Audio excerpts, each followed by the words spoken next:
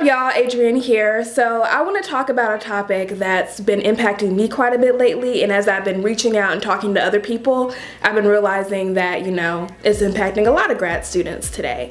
So the topic that I want to talk about is imposter syndrome. Imposter syndrome is the idea that you've only succeeded due to luck instead of like your skills or your qualifications. Both men and women experience imposter syndrome, and for me, it was the most prevalent in my senior year of college and then when I got to grad school. So as I was doing research, I found that there are 5 patterns of imposter syndrome. The first one is perfectionists. Perfectionists have extremely high, sometimes unattainable expectations of themselves. So if they reach the majority of their goals, like say for example, 80% of their goals, they feel like failures because they didn't reach that other 20%.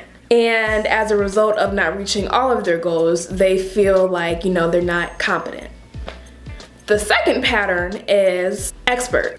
Experts need to know all the information or all the pieces of a project before they can start. They're constantly looking for new skills or experiences to better themselves and make them more competitive. They are also typically the people who are very hesitant in like asking questions in class or to other people because they don't want to look stupid. And so they feel like, they need to know everything even though they don't.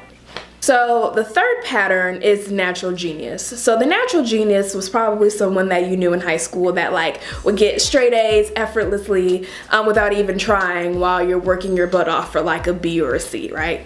So one thing with them is that when they feel like, they actually have a challenge, they need to work at something, they feel like they're incompetent because everything else has come easier for them. The fourth pattern are the soloists. So soloists are the people that are very used to doing things on their own. And so when they need to reach out for help, they feel as though they're not competent because they couldn't figure it out on their own. The last pattern or type is like the Superman or Superwoman. And basically people who believe they're Superman or Superwoman, they feel like they have to have everything figured out in all facets of their life. So they have to, have the perfect balance of being the perfect parent or making sure that they still have a social life while still being bomb at work and everything else, right? They push themselves to work harder than everybody else around them.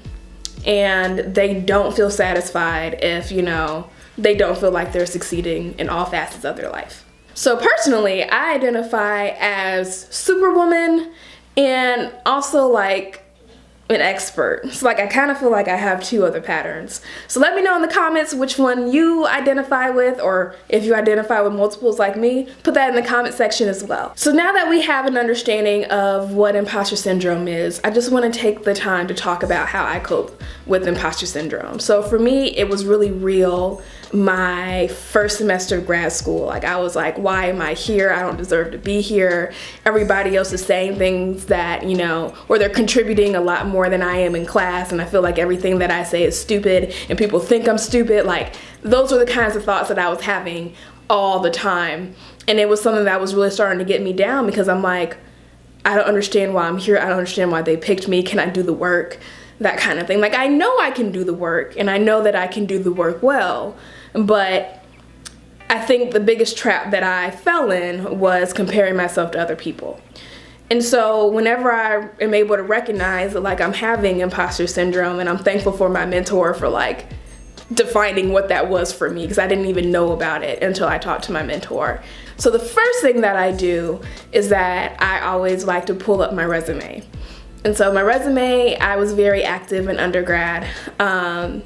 And so, I was able to list all the things that I did.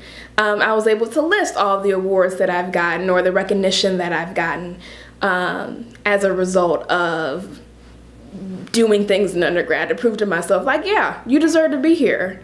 You have these experiences that a lot of people don't have. Another way that I cope with imposter syndrome is really just talking to my family and friends. Especially my sister, because for me, my sister's a doc student and she listens to me in a way that not a lot of people do. So make sure that you just talk to people that you can confide in. If you're not really close with your family or you don't have any friends that can really relate, if you happen to have any mentors from school or work or from wherever, they also give really good advice. Another way that I cope with imposter syndrome and just any feelings that I'm feeling in general is that I like to write them out. So I like to write out all the things that I am and all the things that I am capable of doing. So I like to give myself a lot of affirmations through writing, just to keep me centered and inspired and ready to take on the world. So as I mentioned before, I identify as being like an expert and then Superman or Superwoman. And so one thing that helps me cope with imposter syndrome is literally creating a list of things that I want to accomplish and recognizing that I'm not going to always have everything done when I want it done, but really just taking the time to prioritize the things that are important to me. I also make a list of goals for myself and then how I plan to achieve them. And one thing that I love about doing this is that I don't necessarily set a timeline or a goal date, just as long as I'm making steps toward it. So another way that I cope with my imposter syndrome is that I'm in an assistantship. So I have the luxury of knowing that, you know, my assistantship is going to end in May. And so although I may not be feeling very fulfilled in my assistantship, I know that this is not my forever job, and even if I were working full-time, like, you can make choices to leave any situation that you're in. Like, life is full of choices. And so I try to keep that in the back of my mind.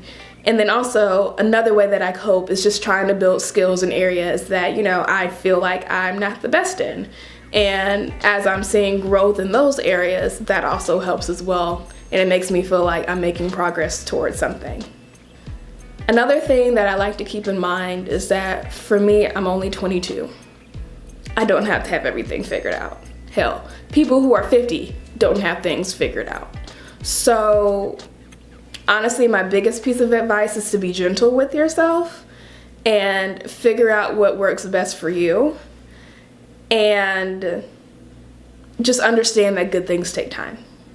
So that's all that I have for y'all this week. I hope you enjoyed this video. If you could give this video a thumbs up, comment and subscribe to my channel, I would greatly appreciate it. And I will see you in the next one. Bye.